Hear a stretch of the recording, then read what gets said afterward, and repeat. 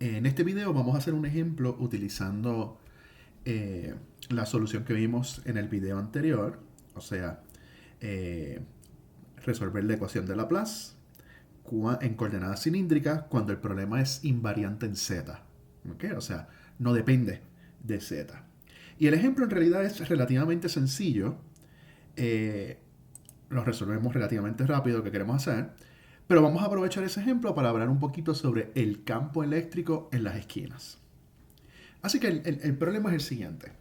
Tenemos dos planos semi-infinitos que se están tocando en uno de los bordes. ¿Okay? Y los dos planos se mantienen a un potencial cero.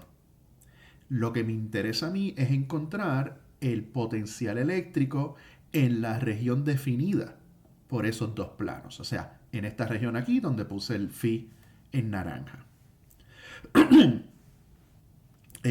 Vamos a ver relativamente pronto que esto lo pudiéramos haber construido fácilmente utilizando conductores. ¿Okay? El potencial lejos del origen, o sea, cuando S tiende a infinito, nos indica, no sabemos cuál va a ser el potencial a lo lejos. ¿Ok? Pero para lo que lo queremos, en realidad no nos va a interesar tanto. Así que, como podemos imaginar el eje de Z saliendo de la pantalla, este problema es independiente del eje de Z, coordenadas cilíndricas se prestan para este problema, así que esta sería la solución en general. Como en S igual a 0, poniendo el origen aquí, el potencial es 0, pues todos estos términos aquí tenemos que escoger las constantes para que sea 0. Todo esto que está aquí tiene que ser 0. 0.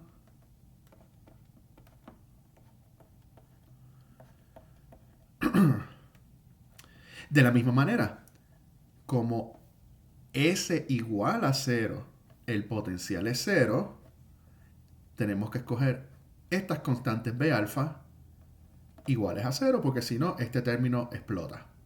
¿Okay? Así que, simplemente considerando el potencial en el origen, tenemos que el potencial tiene que tener la siguiente forma. La suma en alfa de A alfa S alfa C alfa y alfa phi más D alfa menos I alfa phi. Ahora, midiendo el ángulo con respecto a este plano horizontal, tenemos la condición de borde que phi, cuando el ángulo es 0, tiene que ser 0. O sea que la suma en alfa, S alfa, C alfa, más D alfa, esa suma, escribir esto mejor, esta suma tiene que ser 0. La única manera que todos los términos van a dar 0 para S arbitrario es que todo esto que esté aquí sea igual a 0. O sea, que D alfa es igual a menos C alfa. Así que tomando esto, sustituyéndolo aquí, así que vamos a tener un C alfa aquí y aquí un menos C alfa, que puedo sacar el C alfa fuera y ser absorbido por las constantes A sub alfa. Básicamente lo que tenemos aquí, ¿verdad? Es una función seno. Voy a dividir por 2i, multiplico por 2i y esa constante la absorbo otra vez en la constante aquí al frente.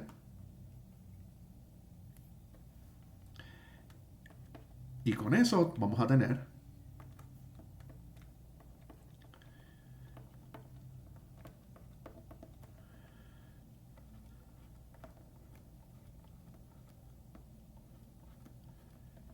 que el potencial va a ser a alfa S a la alfa seno de alfa phi. ¿Ok? Ahora con la otra condición de borde. La condición de borde es que en este plano el potencial es cero.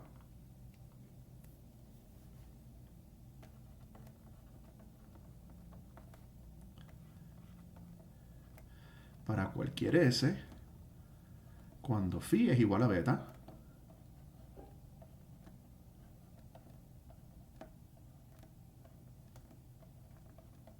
tenemos alfa por beta. Y esto tiene que ser igual a 0. Así que podemos escoger todas las a alfa igual a 0, pero eso me deja sin función. Así que lo que tenemos que hacer es decir que alfa por beta solamente puede tener unos valores discretos que son n por pi. Con n igual a 1, 2, 3, etc. Es decir, alfa, esa constante que sale del método de separación de variables, tiene que ser igual a npi sobre beta.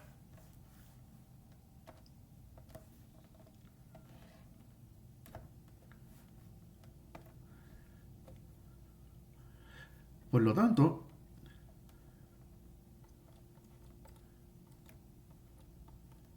el potencial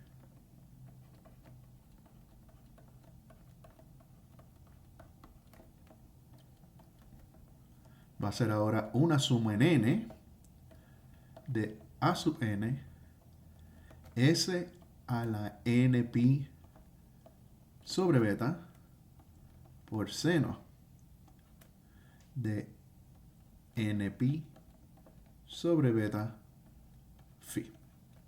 ¿Ok? Y básicamente esta sería la solución al problema, porque para determinar estas constantes a sub n necesito el potencial lejos del origen. Pero como ese potencial, pues el problema no lo indica, pues no lo puedo determinar.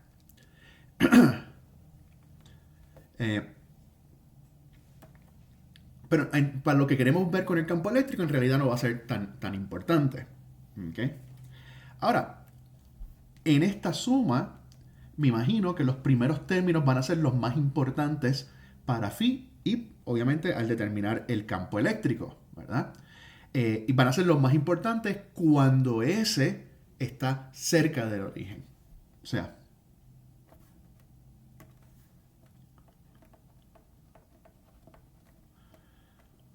cuando S tiende a 0, puedo aproximar muy bien el potencial tomando el primer término.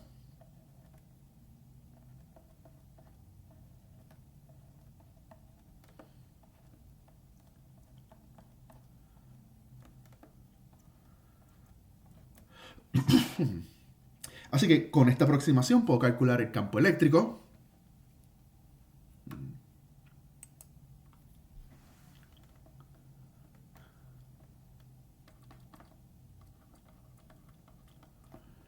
Recordamos que el campo eléctrico es el negativo del gradiente del potencial eléctrico.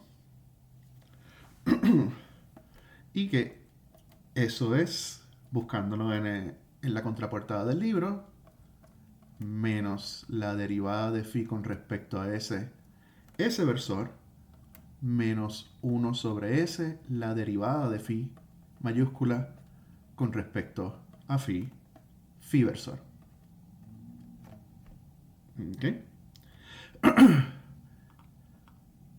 Pues sacando la derivada con respecto a s, me baja un término pi sobre beta y me queda s a la pi sobre beta menos 1.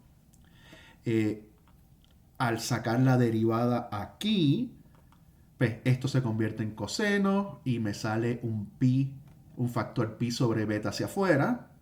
Y como estoy dividiendo por S, pues me va a quedar el mismo factor que antes de S pi sobre beta menos 1. O sea, después de hacer el cálculo, que no es nada difícil, tenemos que el campo eléctrico cerca del origen, o sea, en la esquinita,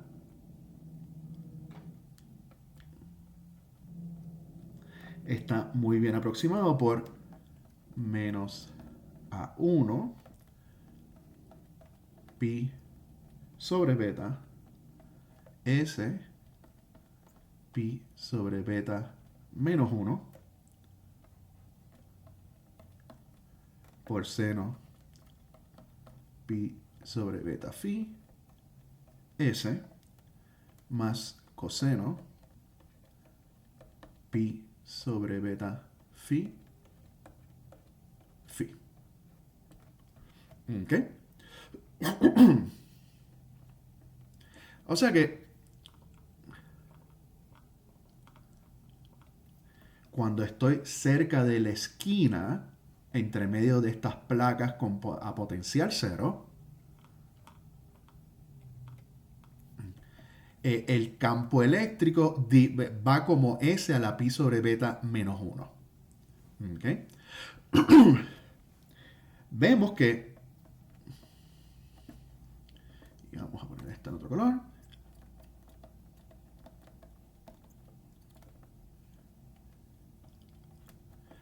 si beta pi sobre beta menos 1 es menor que 0, es negativo, entonces tengo un factor que va como 1 sobre S.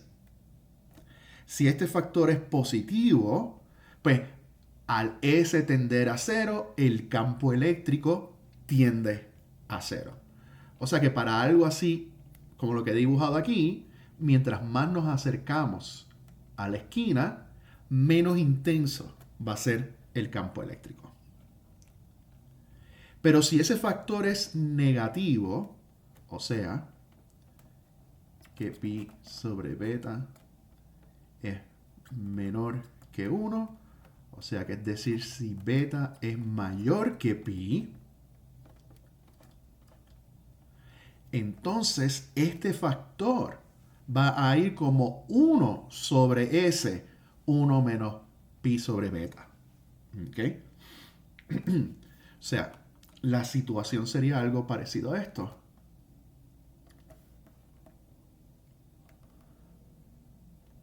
Déjame hacerlo en negro. Si este es mi marco de referencia.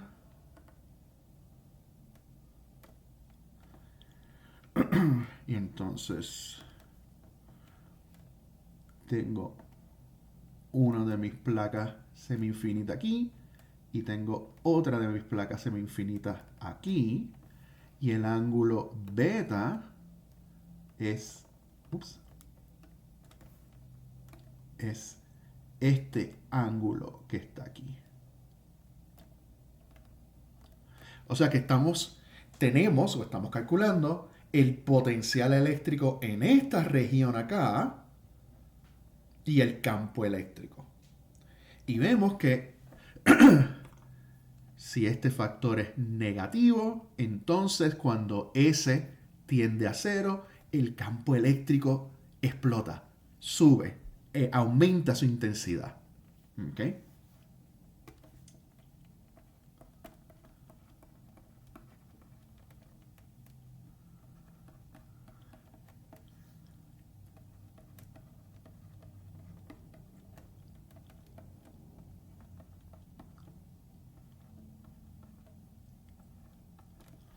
Y eso se debe a que por la geometría del problema se van acumulando cargas eléctricas en la punta de este sistema. ¿Okay? Así que en esquinas como esta, del dibujo acá, el campo eléctrico tiende a 0. Mientras tanto, en puntas, el campo eléctrico aumenta según nos acercamos a la punta. ¿Okay? Y esa es una razón que la gente cita para explicar por qué los pararrayos funcionan. Los pararrayos son conductores que están puestos a tierra, o sea que su superficie, su potencial es cero. Y al acumular aquí carga eléctrica y por lo tanto tener un campo eléctrico intenso, ayuda a que el rompimiento dieléctrico de la atmósfera ocurra cerca de esta punta. Y al empezar el rompimiento dieléctrico de la atmósfera cerca de la punta, pues entonces es más fácil que las cargas eléctricas vayan, ¿verdad? Lleguen o salgan de las puntas de los pararrayos. Próximo video va a ser otro ejemplo, pero va a ser un ejemplo donde tendremos que utilizar alfa cuadrado menor que 0. ¿Okay? Así que nos vemos pronto. Eso espero.